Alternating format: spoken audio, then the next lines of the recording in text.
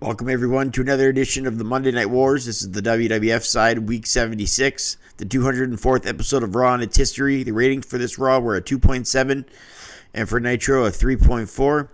WCW wins for the 39th week in a row. So after this week's loss, the total scoreboard is now 17 wins for the WWF, 57 losses, and 2 draws all time. Just want to say hit like and subscribe if you're enjoying the Monday Night Wars.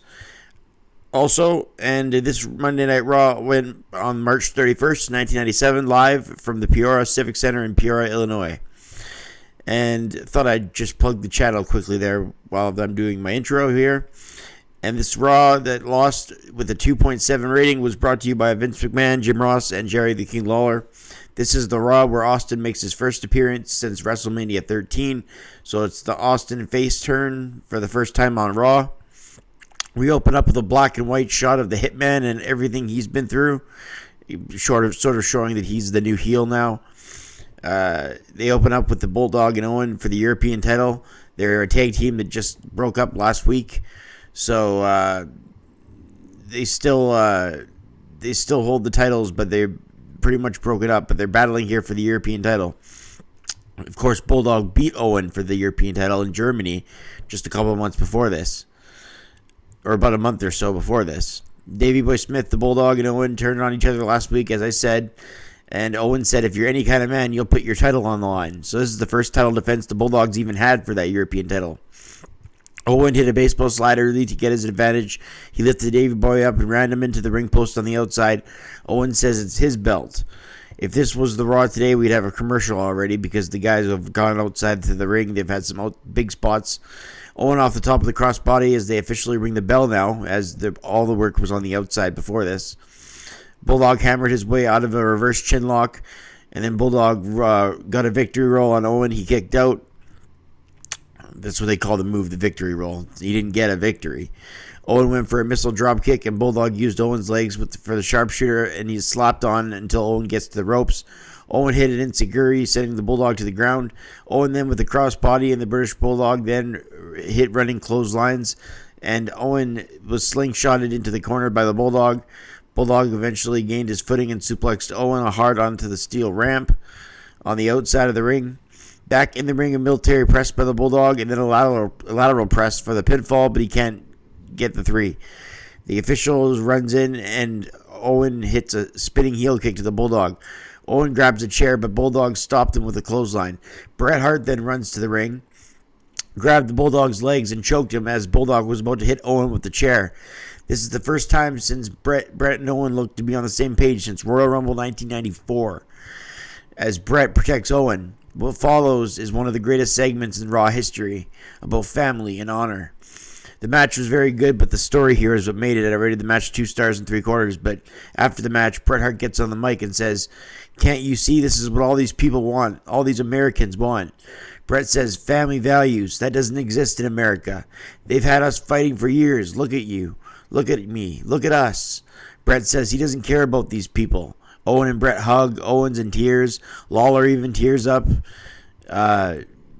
Lawler playing towards being, "This is beautiful, McMahon," that kind of crying.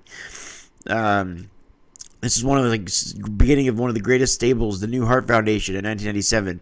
Bret, Owen, and the Bulldog as heels. They all share a big hug at the end as Bret talks about how the WWF and America have driven them apart and how he's there to help everybody get back together.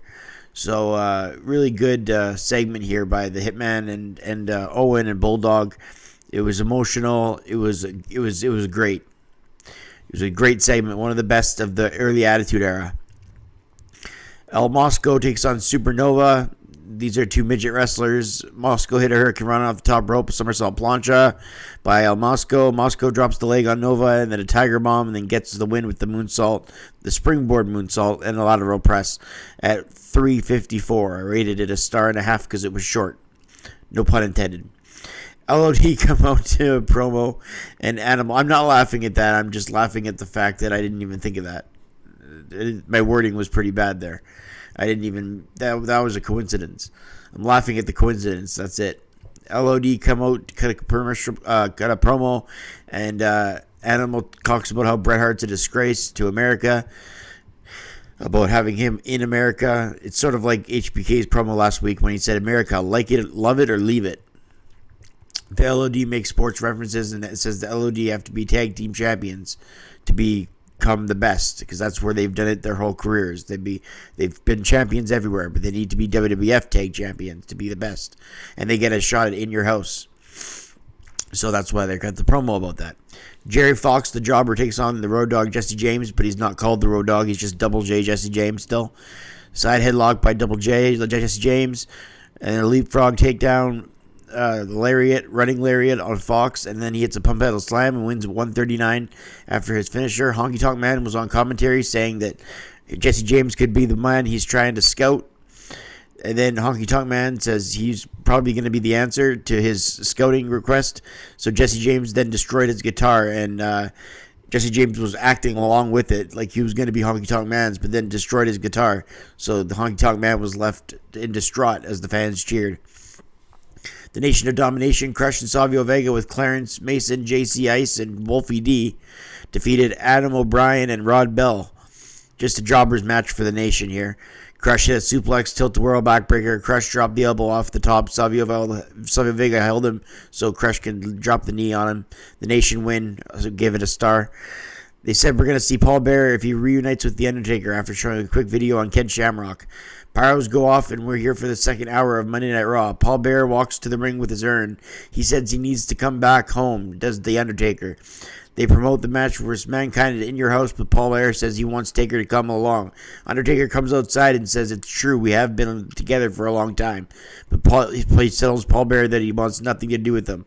Paul Bearer begs The Undertaker, and then they're standing outside the ring, and all of a sudden Mankind jumps him from behind.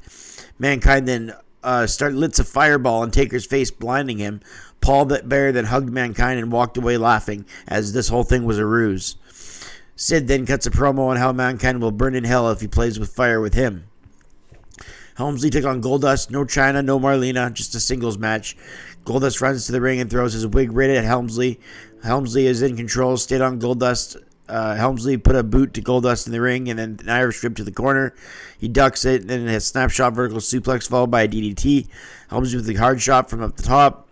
Goldust drops some forearms. Goldust wins in the end by DQ after Chyna gets involved at 11 minutes as she runs down to the ring. Pat Patterson got shoved and started hammering back with some hard rights, very hard, fast and hard, as the crowd cheered until Goldust gets back in it, clotheslining Helmsley to the ground as they were beating on Goldust. Chyna comes in and challenges Goldust, but the officials separate Chyna and him. So Goldust and Triple H had this big feud back then, so it got a little bit carried away. 2 stars. The glass shatters, outwalks Stone Cold to a nice pop. Austin talks to McMahon in the ring about whether he's a good guy or going up against a good guy or whether he goes up against a bad guy. He ain't going to change for nobody. I think that's what his exact words were. Because everybody knows he's a face now, but Austin's letting you know he's not going to alter his character at all. I love that. That's what most people should do when they turn face. Don't alter what makes you over and heel over. Bret shows up on the Titantron, says if they were to have their rematch, it's going to be hell, pretty much. So Austin and Bret are talking about their rematch before In Your House Revenge of the Taker. Rocky Maivia defends the Intercontinental title against Bret Hart in the main event. These two guys wrestle a really good match. Maivia with a shoulder block, body press. Bret kicked out and worked on the leg, the injured leg of Rocky Maivia. The Hitman and The Rock went at it for a while. Bret was just focused on beating down The Rock. This match was booked for 2 reasons: to show that Rocky could hang with the big boys and to put over Bret's ruthlessness as a heel. We see that by the finish, as Bret Hart had his sharpshooter over the ring post on Rocky Maivia. Rock won by DQ that way because Bret wouldn't take that sharpshooter off The Rock's leg. So that's the match portion of the show. I rate this show a 6.5 out of 10 because of the Hart Foundation, because of Austin showing up as a face for the first time. Both those events were significant. They start the Paul Bearer Undertaker stuff, which leads the genesis of that, which leads to the eventual appearance of Kane. That's not for a while, but that's what started in 97.